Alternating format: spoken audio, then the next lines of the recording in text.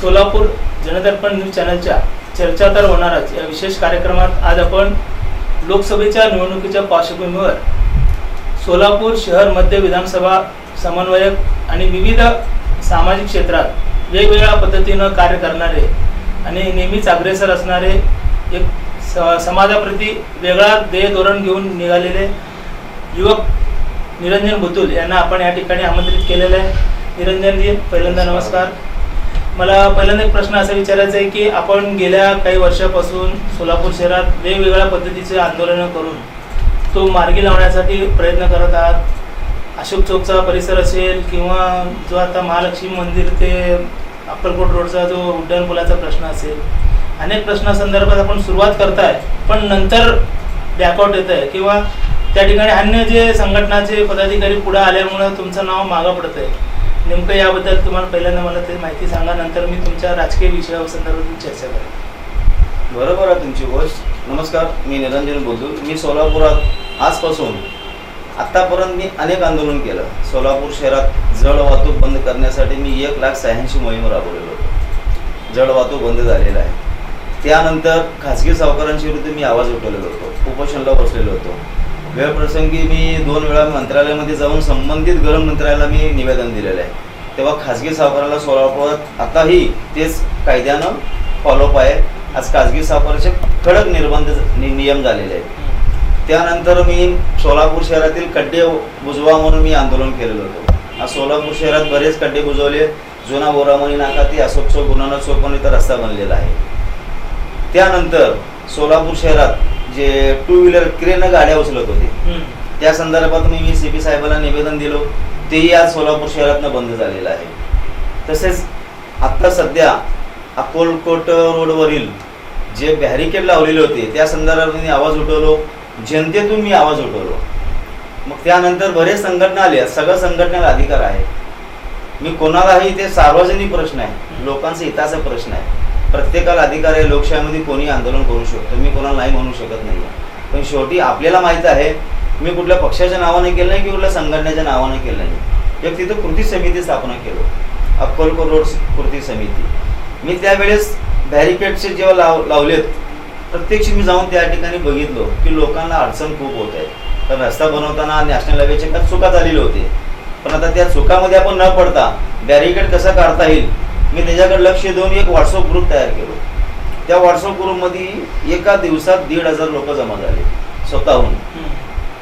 मग लोकांमधून आंदोलन केल्यानंतर ते बॅरिकेड काढण्यात आलं. आम्ही नंतर सिग्नल बसवण्यात आम्ही विनंती केलंय. मग त्या ठिकाणी रस्ता बनवा. आमची काय मागणी होती मूळ म्हणजे काय, गांधीनगर पासून ते टाकीपर्यंत किंवा महालक्ष्मीपर्यंत एक तर सर्व्हिस रोड बनवा किंवा रस्ता विस्तारीकरण करा. पण नॅशनल हायवेज असं मत आलं की तेवढं मोठं बजेट किंवा मी दिल्लीला परत पाठवणार, ते प्रस्ताव येणार, मग याला खूप वेळ जातो. पण सध्या तर आपल्याला तात्पुरता आपल्याला काय निर्णय घ्यावा लागेल, तर मी म्हणलं तोपर्यंत सिग्नल बसवा. आम्ही सिग्नलचा पाठपुरावा केलो. आयुक्तांना भेटलो अनेक वेळा, त्यांना पत्र पण दिलंय, मंजूर झाल्या. सिग्नलची सुरुवात झालेली आहे. तुम्ही म्हणता बरोबर आहे की अनेक जण आंदोलन केले, कारण अनेकांचं लोकशाहीमध्ये कोणालाही आंदोलन करायचा मुभा आहे. मी कोणाला थांबवू शकत नाही, कोणाला करू नको असं म्हणू शकत नाही. माझी अशी इच्छा आहे की अनेक जण त्यात पण आवाज उठवायला पाहिजे. पण शेवटी कोण केलं श्री जनतेला कळत असतो, जनतेला माहीत असतं. म्हणून मी त्यात वादामध्ये पडत नाही. मला माझं लक्ष असतं ते मूळ प्रश्न मिटवणं. तो त्यावेळेस कसं होतं की सिग्नल बसवणं, बॅरिकेड काढणं महत्वाचं होतं. कोण प्रश्न उचलला हे महत्वाचं नाही त्या ठिकाणी. मला माझ्या पक्षावर खूप अभिमान होता. पण पक्षाच्या नावानं करा म्हणलं होतं. पक्षाच्या नावानं गेले की काही लोकांना आवडतो, काही लोकांना आवडत नाही. मला ते मूळ प्रश्न बॅरिकेड कसं काढता येईल, जनतेतून मला लोकांमध्ये जागृती करायचं होतं. मला आज लोकांमध्ये जागृती केलं. मला 1,500 ते 2,000 लोक जमा झालेत. मग आम्ही एकत्र आलो, त्या ठिकाणी आंदोलन केलं. मग त्या पोलीस निरीक्षक मला वाहतूक शाखेचे किंवा नॅशनल हायवे त्यांनाही ते एवढं लोक जमा झालेत म्हणून त्यांनाही त्या निर्णयासमोर येऊन बॅरिकेड ताबडतोब काढण्यात आलेलं आहे. शेवटी काय आहे बघा, माझं काम फक्त काम करायचं उद्देश असणं. मी चांगलं प्रामाणिकपणाने काम करतो. तुम्ही ज्या ठिकाणी सिग्नल बसवला तिथे मंजुरी झाली, सगळं चालू झाले. आता त्या ठिकाणी अनेक रोजच्या अजून तरी सुद्धा अपघात होतच आहेत. कारण अक्कलकोट रोडनं जाताना तुम्हाला टर्निंगला व्यवस्थित मिळत नाही. शनी मंदिरापासून येताना वर चढावर येताना प्रॉब्लेम आहे. महालक्ष्मी मंदिरापासून येताना रस्ता छोटासा आहे. मग असे सगळे असताना सुद्धा तुम्ही घाई गडबडीतून ते निर्णय केल्यामुळे काही जणांना त्रास होत आहे, त्याचं नियोजन कसं करणार? आता घाई गडबडी म्हणता येत नाही. एक तर नॅशनल हायवेची चूक झाली रस्ता बनवता. तुम्हाला मूळ सांगतो, ऍक्च्युली हा सर्व्हिस रोड महालक्ष्मी मंदिर पासून ते गांधीनगर पर्यंत होता. मार्कंडे शॉपिंग सेंटर साठी 2 करोड रुपये आलेले सुद्धा पण नॅशनल हायवे सर्व्हिस रोड साठी, कारण सर्व्हिस रोड बनवायचा आहे म्हणून ते गाड्या जाणार आहे या उद्देशाने त्याला 2 करोड रुपये दिलेले आहेत. पण त्यानंतर काय राजकारण झालं, मला त्या ठिकाणी कोणाच्या नावं घ्यायचे नाहीत. मला तिथं काय राजकारण घुसलं, राजकारण घुसून सर्व्हिस रोड एसबीआय शाळेपाशी गेलेला आहे. ऍक्च्युअली त्या ठिकाणी गरज नसताना सुद्धा पण आता झालं गेलं, आता त्याला काय करता येत नाही. तिथे एकच पर्याय आहे की रस्ता विस्तारीकरण करणं, त्याशिवाय दुसरा कुठलाच पर्याय नाही आहे. एक तर महालक्ष्मी मंदिर पासून ते गांधीनगर पण सर्व्हिस रोड करणे, किंवा गांधीनगर पासून ते पाणी टाकीपर्यंत रस्ता विस्तारीकरण करणं, त्याशिवाय दुसरा पर्याय नाही आहे. नॅशनल हायवेच्या त्यांची चूक झाकण्यासाठी त्यांनी कोणाला सांगू शकत नाही आम्हाला कोणाचा दबाव आला, त्यांनाही का बंधन आहेत. पण आपल्याला त्यात राजकारणामध्ये पडायचं नाही आहे, कोण कुठं राजकारण खेळलं काय नाही. तर झालं गेलं, कारण पूर विभागाला कोणाचं लक्ष नाही ऍक्च्युली म्हणलं तर काय. ते रस्ता बनवताना अगर एवढी धाट लोकवस्ती आहे या ठिकाणी, कर्णीनगर, पद्मानगर, एकतानगर, जुना घरकुल, गांधीनगर, 256 गाळा, तिथं मिनिमम 1.5 ते 2 लाख लोकसंख्या आहे. त्यांचा जर विचार केला असताना सर्व्हिस रोड तिथं कंपल्सरी झाला पाहिजे होता. ऍक्च्युली एसबीएस पाशी काही गरज नव्हतं सर्व्हिस रोडची, तरी पण त्या ठिकाणी करण्यात आलेलं. काही ठिकाणी राजकारण आलं त्यात, मग कोणाच्या दबावामुळे ते सर्व्हिस रोड तिकडे घेऊन गेलेलं आहे. मग कारण दाखवतात की महालक्ष्मी मंदिर तिथं आडवं आलेलं. पण महालक्ष्मी मंदिरला टर्न देऊ शकले असते, टर्न देऊ शकले असते, मार्ग काढू शकले असते, पण त्याने मार्ग न काढता कुठेतरी कारण निमित्त काढून ते सर्व्हिस रोड तिकडे घेऊन गेलेले. त्यासाठी आता कायमस्वरूपी तिथल्या रहिवाशांना, तिथल्या स्थानिक रहिवासी सगळ्यांना त्रास आहे. याच्यावर फॉलो करणार आहे तुम्ही? अजून पण चालू आहे माझं. नॅशनल हायवेला मी 2 पत्र दिलेले, एक तर तुम्ही रस्ता विस्तारीकरण करा किंवा सर्व्हिस रोड बनवा, त्याशिवाय दुसरा पर्याय नाहीच. ते म्हणतात काय तर काय आपण पातरणी करू किंवा महालक्ष्मी मंदिराच्या बाजूने आपण एक नवीन रस्ता करू. आता हे सगळं तुमच्या एका चुकामुळे आहे ना, हे सगळं करण्यापेक्षा आहे ना, तुम्ही अगर रस्ता विस्तारीकरण केले की प्रश्नच मिळतो ना. म्हणजे ब्रिज पूर्ण महालक्ष्मी मंदिराच्या पुढे यायला पाहिजे, आला पाहिजे. गांधीनगर पासून अगर तेच रस्ता अगर पाणी टाकीपर्यंत घेतला ना, प्रश्नच मिळतो. हा प्रश्न राहिला. आपण रस्त्या संदर्भात घेतलाय. आता आपण अनेक ठिकाणी, आता शहरात तुम्ही शिवसेनेचं कार्य करता, सामाजिक कार्य करता, त्याच्याबद्दल अजून एक पहिला सामाजिक प्रश्न घेतल्यानंतर मी राजकीय विषयाकडे वळतो. आपण दरवर्षी मला वाटतं 4 ते 5 वर्षापूर्वी सोलापुरात जे पद्मशाली समाज आहेत त्या युवकांना एकत्रित आणण्यासाठी महर्षी मार्कंडेय जन्मोत्सव महामंडळाची स्थापना केली. अनेक 4-5 वर्ष तुम्ही व्यवस्थित पूर्ण भागात वेगवेगळ्या पद्धतीचा कार्यक्रम राबवून सगळ्यामध्ये जनजागृती केली आहे. काही जणांना चांगल्या पदं देऊन त्यांची नाव लौकिक मिळवण्यासाठी त्यांचा प्रयत्न झाला. पण तुम्ही यावर्षी अचानकच एका मुस्लिम व्यक्तीला, रसूल पठाणला तुम्ही मध्यवर्ती महामंडळाचा अध्यक्ष करून समाजामध्ये 5 लाख 4 लाख असं गावभर दिंडोरा करण्यात येते की पद्मशाली समाजाचे एवढे लोक आहेत तेवढे लोक आहेत. मग एक तुम्हाला साधा कार्यकर्ता दिसला नाही किंवा एक तुम्हाला चांगला व्यक्ती दिसला नाही का जेणेकरून त्यांना आपण अध्यक्ष करू शकलो असतो? बरोबर आहे तुमची गोष्ट. पहिली गोष्ट, सगळं मी समाज बांधव की सगळ्यांना मी एक गैरसमज दूर करतो की महर्षी मार्कंडेय जन्मोत्सव मध्यवर्ती महामंडळ आहे. मध्यवर्ती महामंडळाचा उद्देश काय असतो की आपण सर्व जाती धर्माच्या लोकांना सोबत घेऊन जाणं. इथे एका जातीचा म्हणून असा विशेष नसतो. ऍक्च्युली मध्यवर्ती महामंडळ एक छोटी मंडळ असेल तर त्याचा भाग वेगळा असतो. मध्यवर्ती महामंडळाचा उद्देश जे असतो की सगळं जाती धर्माच्या लोकांना सोबत घेऊन जाणे, जातीय सलोखा अबाधित राखणे. त्या उद्देशानं मी महर्षी मार्कंडेय जन्मोत्सव मध्यवर्ती महामंडळ एक चांगला संदेश देण्यासाठी आजच्या सोलापूरमध्ये येण्या प्रत्येक समाजामध्ये आपल्या समाजाबद्दल अभिमान आहे. मलाही माझ्या समाजाबद्दल अभिमान आहे. पण आता ते रसूल पठाण एका जातीला आपण कोणाला विरोध करू शकत नाही. मध्यवर्ती महामंडळाच्या वतीने हे उत्सव आहे, एका वर्षासाठी उत्सव असतो. आपण आपल्या समाजाचा अध्यक्ष त्याला केलेला नाही आहे, एका वर्षासाठी असतो. एक चांगला संदेश देण्यासाठी, एक चांगला मेसेज देण्यासाठी आपण या ठिकाणी पूर्व भागात हिंदू मुस्लिम सगळं समाजाचे तेलुगू भाषिक लोक आपण एकत्र चांगलं गुन्ह्या गोविंदानं राहतो. आपण यात प्रेम निर्माण व्हावं, चांगले संबंध निर्माण व्हावे. मार्कंडेय मंदिर सुद्धा पण आपलं मुस्लिम एरियामध्ये आहे, अनेक वर्षापासून चांगल्या पद्धतशीरपणे आहे. पण काय लोकांना त्याला जातीय रंग देऊन त्याला वेगळा विषय केलेला आहे होते. म्हणून त्याच्यावर स्वतःहून रसूल पटाला ते आवडलेलं नाही विषय, म्हणून त्यांनी काय केलं की स्वतःहून त्याने माघारी घेतलेले होते. ॲक्च्युअली मी कुठलं काय चुकीचं केलेलं नव्हतं किंवा काय आपण किंवा समाजाचा आदेश आपण केलं नव्हतं किंवा रथोत्सवाचा आदेश केला नव्हतं. जेव्हा जन्मोत्सव मध्यवर्ती महामंडळ जो असतो ना, त्यांचा उद्देश असतो की सगळ्या जाती धर्माच्या लोकांना आपण सोबत घेऊन जाणे, आणि ते फक्त एका वर्षासाठी असतो. पण मला एक छोटंसं सांगा की जसं तुमच्या रक्तात शिवसेना भिनलेलं आहे, बाळासाहेब ठाकरे कट्टर हिंदुत्ववादी होते, नंतर उद्धव ठाकरेकडे ज्यावेळेला चार्ज झाल्यानंतर ते मुस्लिम माहोलमध्ये मिसळत चालले, सगळ्या मुस्लिमांना जवळ करा, हे करा, असं ती पॉलिसी आहे. तेच पॉलिसी तुम्ही सोलापुरात राबवला असं म्हणतात. बाळासाहेबांचे विचारच एक होते. बाळासाहेबांचे नेहमी वाक्य बोलायचे, देशाच्या विरुद्ध अगर कोण माझा सक्का भाऊ सुद्धा पण देशाच्या विरुद्ध कोण कारवाई करत असेल तो माझा दुश्मन आहे. बाळासाहेबांचा एक इतिहास आहे. मातोश्रीमध्ये अगर नमाजसाठी त्यांनी त्यावेळेस त्यांना परवानगी दिलेली होती, मातोश्रीमध्ये नमाज पाडलेले होते. बाळासाहेबांचं नेहमी एक वाक्य होतं, जे देशाचे दुश्मन ते माझे दुश्मन, भले ते माझा सक्का भाऊ का राहीना, असं बाळासाहेब नेहमी म्हणायचे. जातीभेद असं कुठं नव्हतं. आज भारतीय जनता पार्टी म्हणतात जे काही लोक विरोध केले, भारतीय जनता पार्टी म्हणा किंवा संलग्न कुठे हिंदू संघटना, त्यांच्यामध्ये पण मुस्लिम आहेत असं नाही आहे. पण त्यांच्या राजकीय दबाव राजकीयांसाठी काय तर टार्गेट करून त्या ठिकाणी मला टार्गेट करणं किंवा आपल्या समाजाला टार्गेट करणं, काहीतरी वेगळा जातीय रंग देण्याचे प्रयत्न केले. मी त्यावेळेस त्यांच्यावर कारवाई सुद्धा करू शकलो असतो. ऍक्च्युअली तसं विरोध कोणाला करता येत नाही. कुठल्या जातीला तुम्ही आदेश काय केला तसं कोणाला विरोध करता येत नाही कायद्यानं. जातीय तेढ निर्माण केल्यामुळे त्यांच्यावर गुन्हा दाखल केला असता तर 3 वर्ष त्याला शिक्षा झाली असती. पण शेवटी मी विचार केला, माझे समाज बांधव आहे, माझ्या समाज बांधवांच्या विरुद्ध मला कुठलीही कारवाई करायचं नव्हतं. तुम्हाला तुम्हाला आज म्हणून सांगतो, मला डिपार्टमेंट सुद्धा मला स्वतः फोन केले होते की जे काय चाललंय वातावरण दूषित चालू आहे, तुमचा निर्णय योग्य आहे, पण आम्ही कारवाई करू दे का. पण मी त्यांना कारवाई करण्यासाठी थांबवलेलं.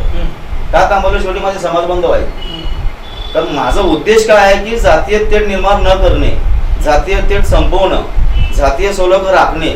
अगर मी पण त्यांच्यावर गुन्हा दाखल केला असतो तर परत अजून जातीय तेढ निर्माण झाला असता. मला कुठं ते त्यांचं जे वाईट प्रवृत्तीने जे विरोध केले होते ना, मला ते विरोधाला कुठं ते थांबवाच होता. मला तिचे सक्सेस मला होऊ द्यायचं नव्हतं.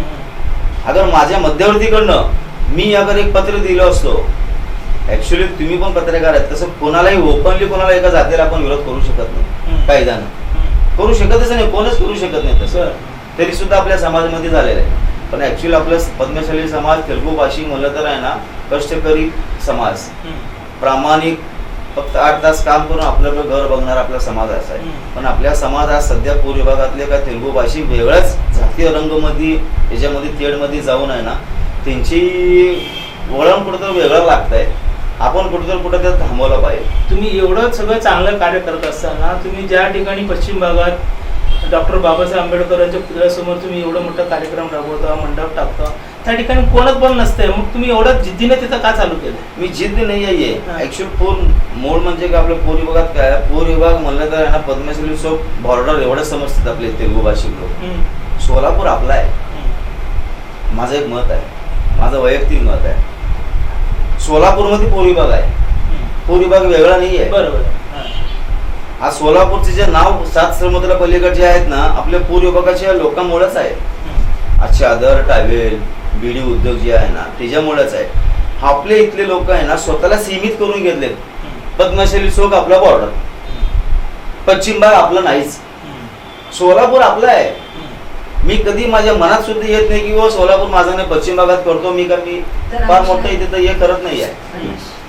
पण या लोकांच्या मनात एक असं बसलेलं आहे की आपण फक्त पूर्व विभागाचे स्वतःला सीमित करून घेतले. मला ते सीमित मला काढायचं.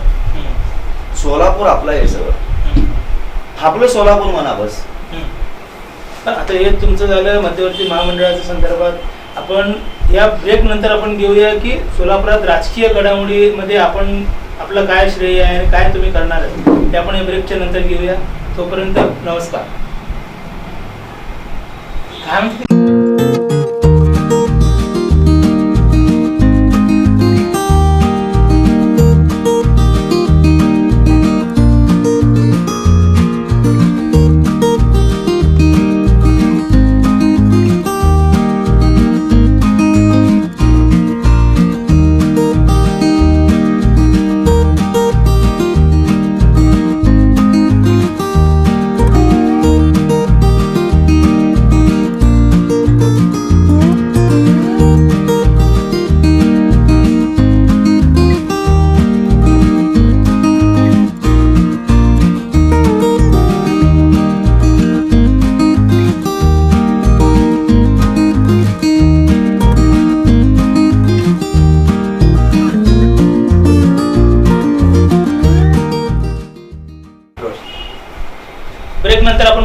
निरंजन बोतुल यांच्याशी चर्चा करूया की आपण सुरुवातीला ज्या वेळेला आपलं सामाजिक क्षेत्रातलं योगदान सुरू झालं ते नेमकं शिवबा प्रतिष्ठानच्या अंतर्गत सामुदायिक विवाह सोहळा असतील किंवा अन्य जे सामाजिक कार्य असेल त्या संदर्भात पहिल्यांदा आपल्या प्रेक्षकांना थोडं माहिती द्या.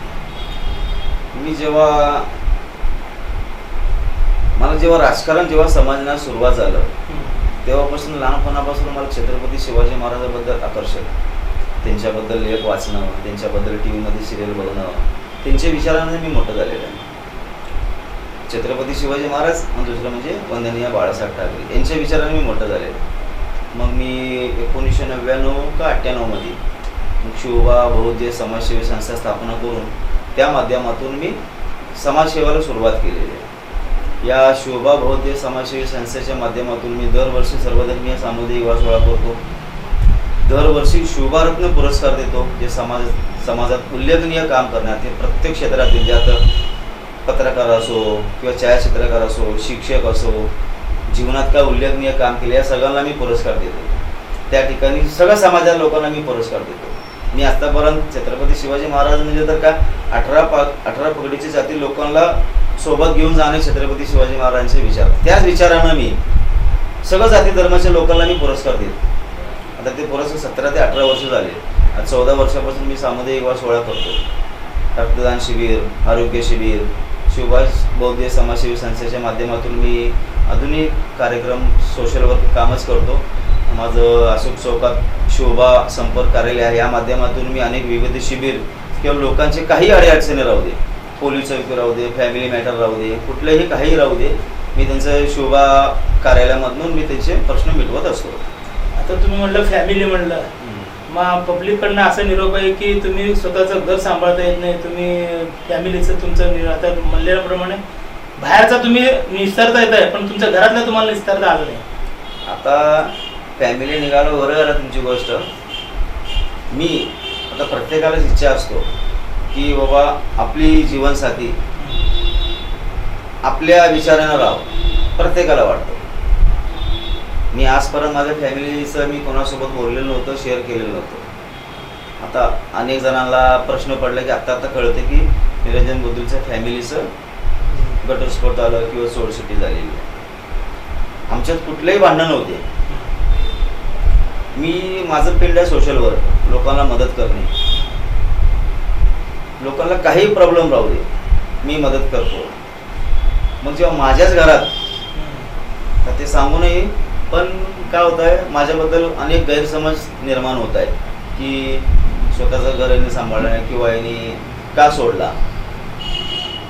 मी 5 वर्षापूर्वी खाजगी सावकारांचा प्रश्न उपस्थित करलो होतो. खाजगी सावकार ज्या ठिकाणी आहे, कारण पूर्वी भागात त्यांना बरेच कष्टकरी कामगार आहेत, बीडी कामगार आहेत, त्यांना 2,000 5,000 देऊन त्यांच्याकडनं ₹1,00,000 2,00,000 वसुली करून त्यांचे घर बळकवणे. मी त्यांचे ते दुःख बघून आहे ना, मी स्वतःहून खाजगी सावकारांविरुद्ध मी आंदोलन केलं, उपोषणला बसलो.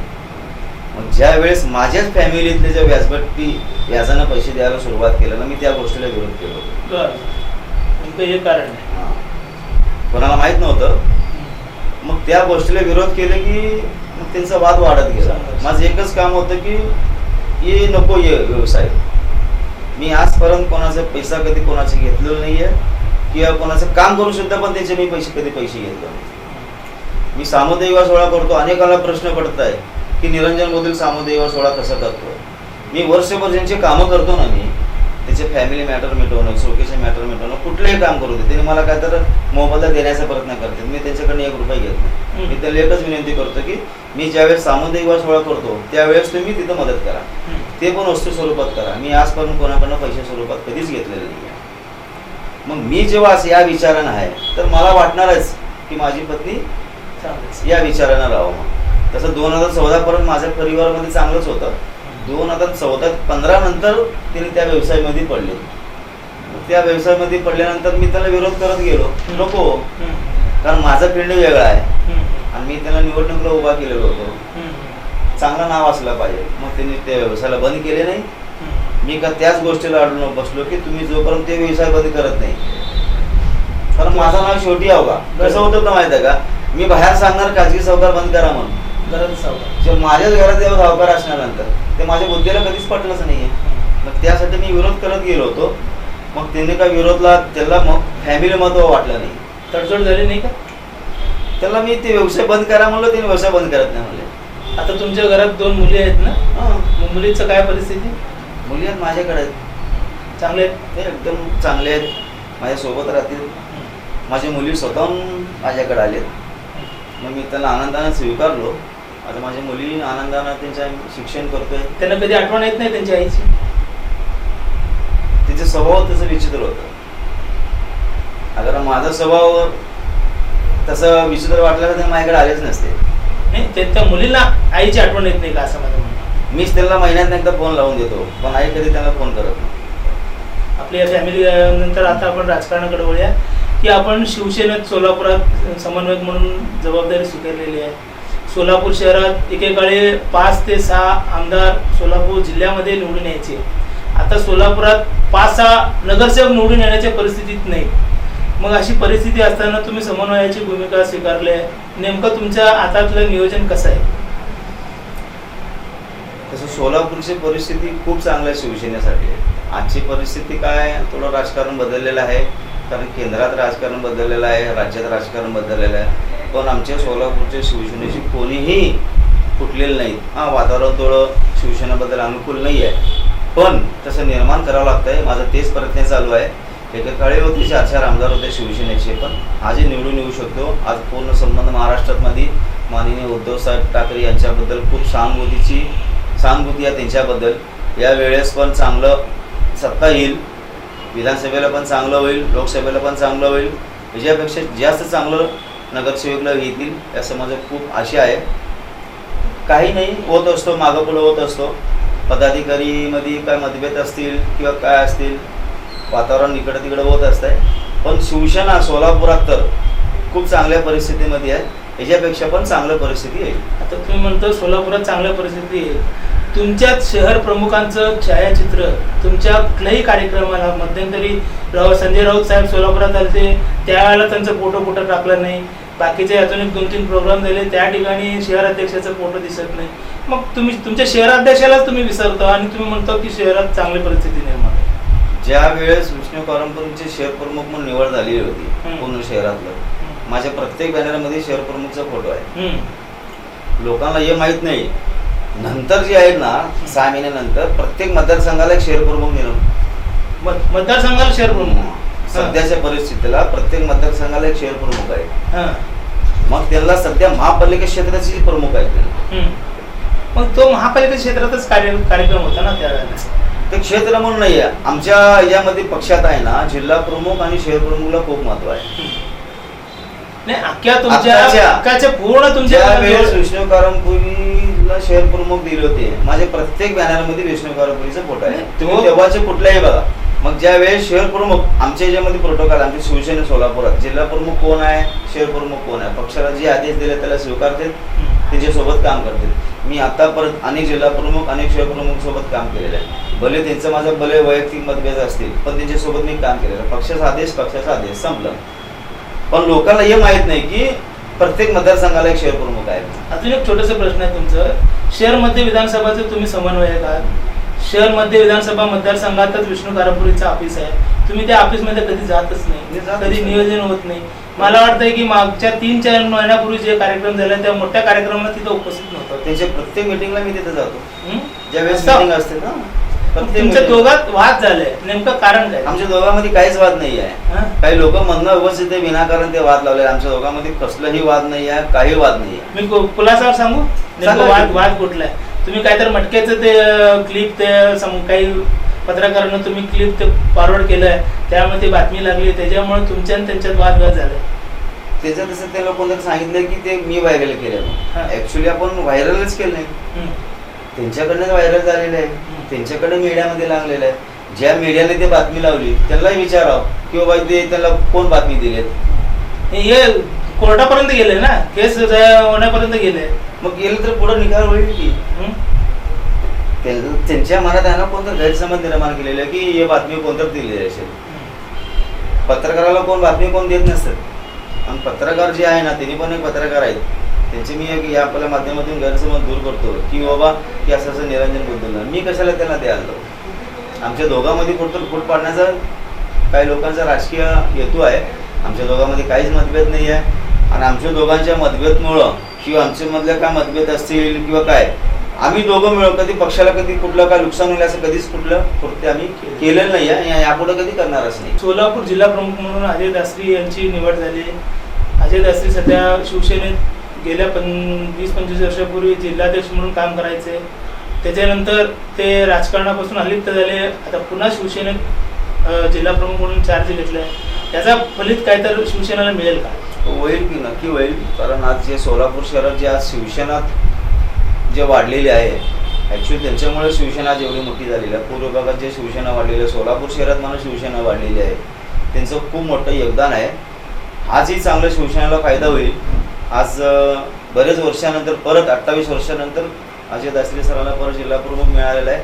आम्ही त्यांच्यासोबत आहोत आणि त्यांच्यासोबतच कायम चांगलं काम करून परत सोलापूर शहरात शिवसेना कसं आपल्याला वाढवता येईल जास्तीत जास्त करून आम्ही प्रयत्न करणार आहोत. आत्ताच लोकसभा निवडणुका सोलापुरात म्हणजे डिक्लेरेशन झाले आहे सगळीकडे चालू आहे. आता महायुतीच्या वतीनं राम सातपुते यांना दिले आणि महाविकास आघाडी म्हणता येणार नाही पण काँग्रेसकडून प्रणिती शिंदे यांना उमेदवारी मिळालेली आहे. तुमच्या हिशोबाने शिवसेना उबाटा गटाच्या वतीनं तुम्ही प्रणितीने देणार आहे का राम सातपुते देणार? जे आम्हाला माननीय उद्धवसाहेब ठाकरे जे आदेश देतील आम्ही त्या आदेशाचं आम्ही पालन करणार आहोत.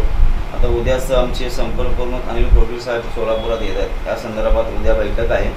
पक्षाचे जे आदेश येईल ते आदेशप्रमाणे आम्ही काम करणार आहोत. पक्षाच्या पुढे तर जाणार नाही. पण सोलापूर लोकसभेबद्दल अगर तुम्ही विचारणार असेल तर इथं आम्हाला सोलापूरचं स्थानिक आणि सोलापूरच्या प्रश्नाबाबत आम्हाला खासदार पाहिजे आहे. कारण आतापर्यंत आम्ही बनसोडे बघितलं आहे आणि जे सिद्धेश्वर बघितलं आहे. यांचे कामकाज बघितलं तर पूर्ण सोलापूर तर नाराज आहे.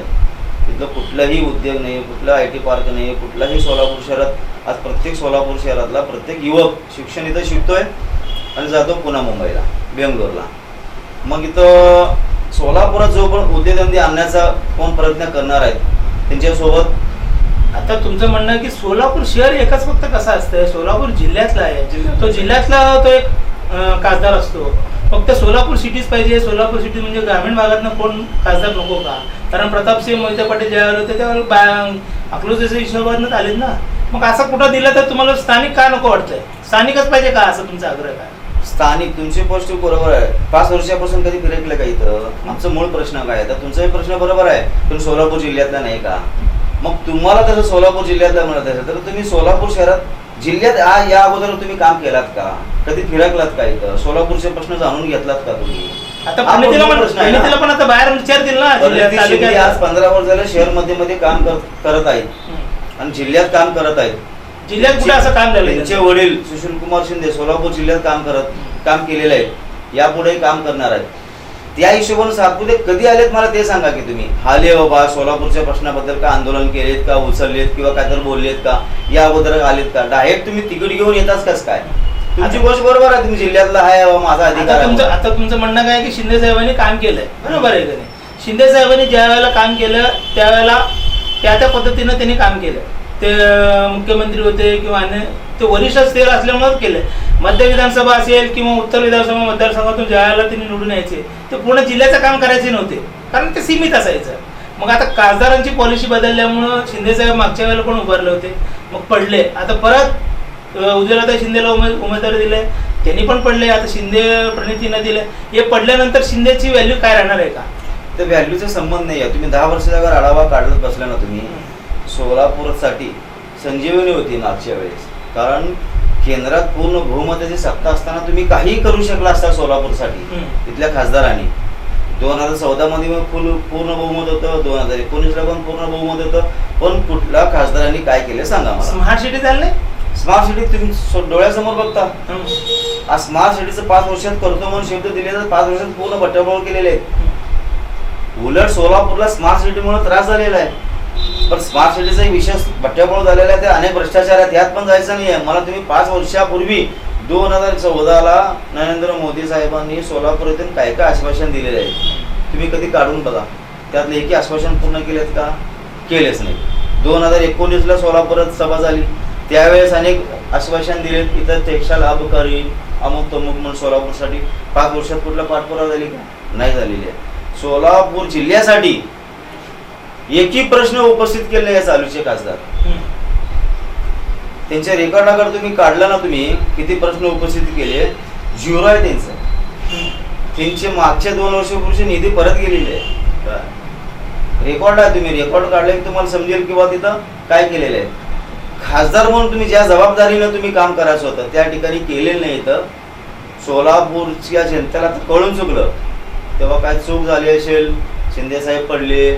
कारण आज जी काय आज सोलापूर जनतेला मी परत विनंती करतो की आपण तेच परत चूक करता कामा नये. बरोबर आहे, काय विचारसरणी असते, हिंदुत्व विचारसरणीचे किंवा BJPची विचारसरणीचे असते, पण आपण सर्वजण सोलापूरच्या विकासाबद्दल काहीतरी विचार केला पाहिजे.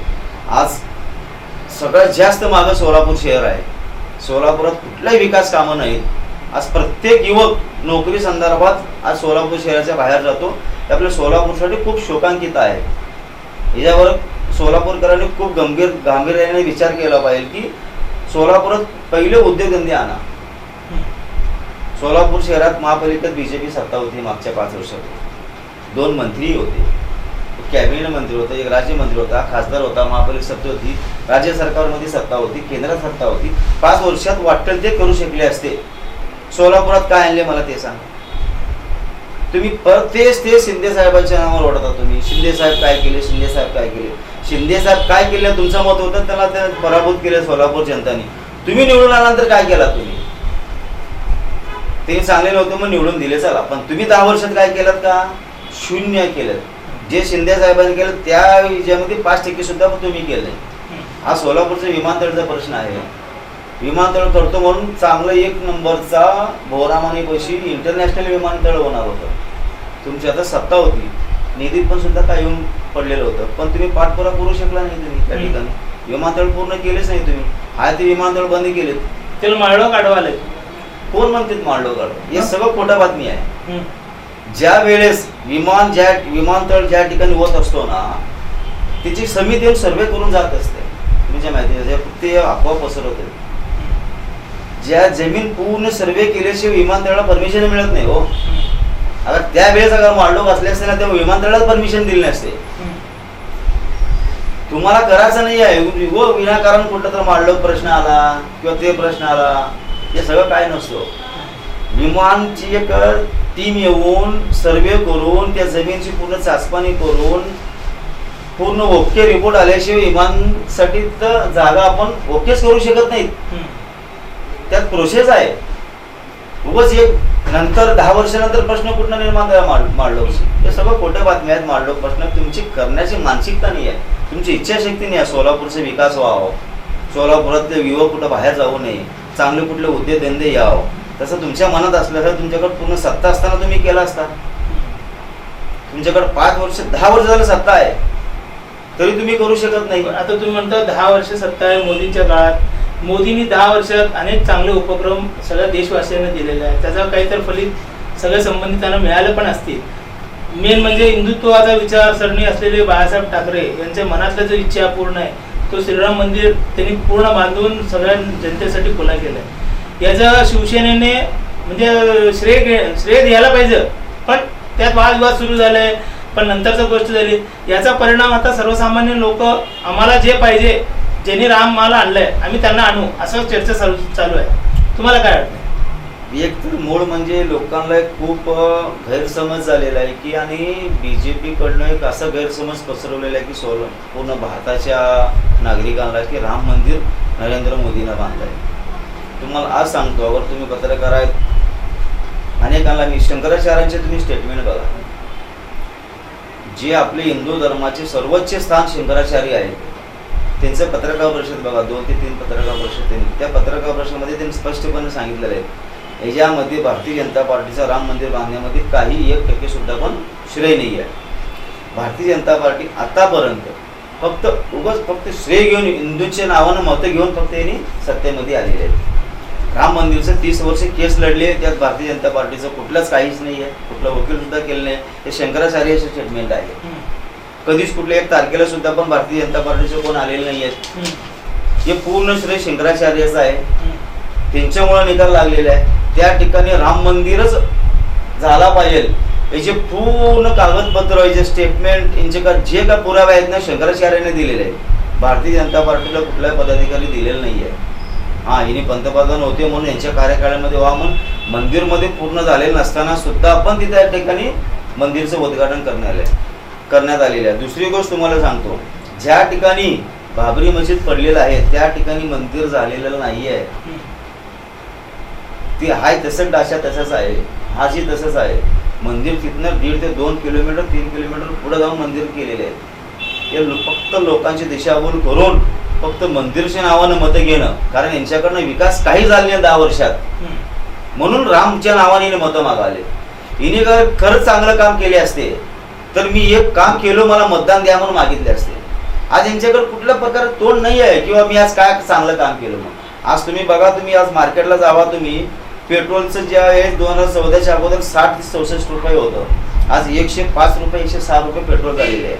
ज्या वेळेस पेट्रोल मध्ये दरवाढ होतो ना, प्रत्येक वस्तूमध्ये त्याचा परिणाम होतो.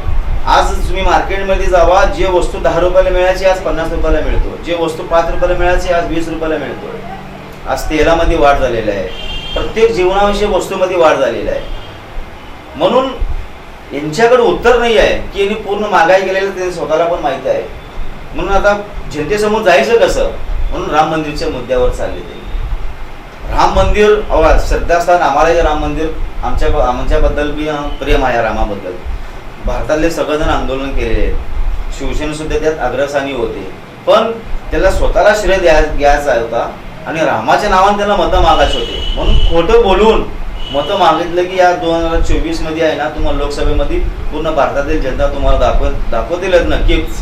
अगर तुम्ही प्रामाणिक राहिला असता, तुम्ही खरंच अगर लोकांची सेवा केला असता तर तुम्ही विकासाच्या नावानं मतं मागितलं असतं. अजून एक छोटासा प्रश्न आहे सर की गृहमंत्री सुशीलकुमार शिंदे ज्या वेळेला होते त्यावेळेला त्यांनी हिंदू दहशतवाद असं जे उल्लेख केला होता, आताच्या निवडणुकीच्या प्रचाराच्या दरम्यान सोशल मीडियामार्फत त्याचा पुन्हा एकदा प्रचार सुरू होत आहे. याचा परिणाम या निवडणुकीवर होणार नाही? काहीच होणार नाही, कारण आता सोलापूर जनता पूर्णपणे हुशार झालेली आहे. त्यावेळेस पण हिंदू दहशतवादी म्हणून आहे ना खोटं काय तर प्रचार करून बघा, प्रत्येक धर्मामध्ये काय कट्टरपंथी असतात. त्यावेळेस परत मुद्दा घेऊन यांच्याकडे विकासाचा मुद्दाच नाही आहे, कारण धर्माच्या नावानं फक्त मत घेणं, लोकांचे माती बळकवणं, लोकांना काहीतरी विचलित करणं, हिंदूच्या नावानं फक्त मतं मिळवणं, यांचं एवढंच काम आहे. परत हे इलेक्शन निवडणूक आली की असले मुद्दा घ्यायचे, निवडणूक संपले की 5 वर्ष परत या मुद्द्याकडे लक्ष द्यायचं नाही आहे, परत लोकांना दुसरा विषय काहीतरी आणायचं. यामध्येच 10 वर्ष गेले. म्हणून सोलापूर आज आहे ना 15 ते 20 वर्ष मागं गेलेलं आहे. आपल्याला परत यात अगर सुधारणा करायचं असेल तर यावेळी भारतीय जनता पार्टीचा उमेदवार कसल्या परिस्थितीत निवडून येऊ नये असं मी सोलापूरकरांना विनंती करतो. जे प्रणिती शिंदेला आज काँग्रेसकडनं उमेदवार मिळाले त्यांच्या पाठीशी राहावं. मी सगळं सोलापूरकरांना विनंती करतो की यांना अगर आपण निवडून दिलात, यांना गेल्या 30 ते 40 वर्षापासून शिंदे फॅमिली या सोलापूर शहरात काम करत आहे. यांना इथलं सोलापूर जिल्ह्यातलं पूर्ण रेगणं त्यांना माहिती आहे. इथले प्रश्न काय, मूलभूत प्रश्न काय आहेत, इथले काय प्रश्न आहेत, याबद्दल त्यांना पूर्ण जाणीव आहे. म्हणून फक्त हिंदूच्या नावाने आपल्याला मतं नको, विकासाच्या नावाने मतं मागा, तुम्हाला कोणी मतं देणार नाही. मला एक छोटासा प्रश्न अजून आला आहे की प्रणिती शिंदे आता मध्य विधानसभा मतदारसंघात जवळपास 15 वर्षाचा कालावधी पूर्ण केलेला आहे. त्यांनी कुठला उद्योग आणला? कुठले उद्योग आहे सोलापुरात कुठला उद्योग आणला? त्यांनी आता पण विरोधामध्ये होते. ज्यावेळेला सत्ता होती त्यावेळेला तुम्ही काय केलं नसताना आहे म्हणून सांगणार? 15 वर्षापासून सगळ्यात जास्त प्रश्न. आता 2.5 वर्ष तुमच्या सत्तात होतं ना, त्यावेळेला तुमचं काय प्रोजेक्ट नव्हतं का? 2.5 वर्षात कोण करताय? सत्ता आलेला लॉकडाऊन लागली. जेव्हा तुम्ही 15 वर्षात काय केलं नाही, मग मागच्या 2.5 वर्षात सांगतो सगळ्यात जास्त प्रश्न विधानसभेचे प्रश्न उपस्थित केले असेल तर ते प्रणिती शिंदेने उपस्थित केले. सगळ्यात जास्त प्रश्न या दोन्ही देशमुखांनी जेवढे प्रश्न कधीच उपस्थित केले नाही. सत्ताधारी असताना विचारता येत नाही ना. सोलापूर प्रश्न मांडण्यासाठी त्या सत्ताधारचा काय प्रश्न असतो? तुम्हाला कोणासाठी कशासाठी पाठवतात विधानसभेत? तुम्हाला सोलापूरचे प्रश्न मांडण्यासाठी ना. तुम्ही काय विचारलं उद्योग आणलात का नाही? हिने उद्योगासाठी हे दोघं जण काय केलेत? यांच्याकडे मंत्रीपद होतं 2 देशमुखकडे, एका राज्यमंत्री होते, एका कॅबिनेट मंत्री होतं. हिने काय प्रश्न उपस्थित केलेत? हिने विरोधीमध्ये होते तरी सुद्धा सोलापूरचे अनेक विकासाचे प्रश्न त्या ठिकाणी मांडलेले आहेत आणि मार्गी पण लागलेले आहेत. तुम्ही तर एकही प्रश्न कधी उपस्थित केलेला नाही आहे. तुमच्याकडे मंत्रीपद, पालकमंत्री, कॅबिनेट मंत्री, मुख्यमंत्री तुमचाच असताना तुम्ही एक उद्योग आणू शकला नाही. 2.5 वर्षात तेही लॉकडाऊन लागलेलं, ते 2.5 वर्षात कुठला उद्योग आणू शकतो? याला न्याय म्हणत नाही. तर 2 देशमुखांना खूप संधी होती सोलापूरचा विकास करण्यामध्ये, कारण त्यांना एवढी चांगली संधी मिळाली होती. एका जिल्ह्यात 2 मंत्रीपद मिळणं खूप नशिबानं खूप वर्षानंतर मिळालं होतं, पण त्याचा फायदा करून घेता आले नाही आहे. बीजेपीचे कार्यकर्ते म्हणतात की दोघांमध्ये खूप 36 आकडा होता. आम्हाला 36 आकड्यामध्ये पडायचं नाही. आम्हाला तुमचा अंतर्गत मतभेद होता. ते सोलापूरकडे आम्हाला घेऊन काय करायचं? तुमच्याकडे एक राज्य मंत्रीपद होतं, कॅबिनेट मंत्री, पालकमंत्री होतं. तुम्ही काही करू शकला असता, पण तुम्ही काही केलेलं नाही आहे. कुठला उद्योग नाही आहे, कुठला काही नाही. उलट टेक्स्टाईलला प्रॉब्लेम आलं, बीडी उद्योगाला प्रॉब्लेम आलं. कुठलाही प्रश्न कधी मांडलेत का? उलट प्रणिती शिंदेनं बीडी संदर्भात प्रश्न मांडलेत, पंचनामाबद्दल प्रश्न मांडलेत, सोलापूरच्या विकासाबद्दल प्रश्न मांडलेत. तुमच्याकडे मंत्रीपद असताना, सत्ता असताना तुम्ही काही करू शकला नाही. आता आपण या ठिकाणी आला वेगवेगळ्या विषयावर आणि सामाजिक संदर्भात आपण वेगवेगळ्या पद्धतीने चर्चा केलं. आपण अजून निवडणुकीच्या पार्श्वभूमीवर जेव्हा जेव्हा आपल्याला गरज बसेल तेव्हा आपल्याला आपण या ठिकाणी आमंत्रित करणारच आहोत. तोपर्यंत आपण जनदर्पण न्यूज चॅनलच्या चर्चा तर या होणारच. या कार्यक्रमात आपण आलात त्याबद्दल धन्यवाद. आभार. तुमचंही आभार आहे. धन्यवाद. Shri Markandeya butterfly garden Montessori English medium school, play group ते 4थी पर्यंत CBSE पॅटर्नच्या शिक्षणासाठी आजच प्रवेश घ्या. मोबाईल क्रमांक 8668 34 49 79.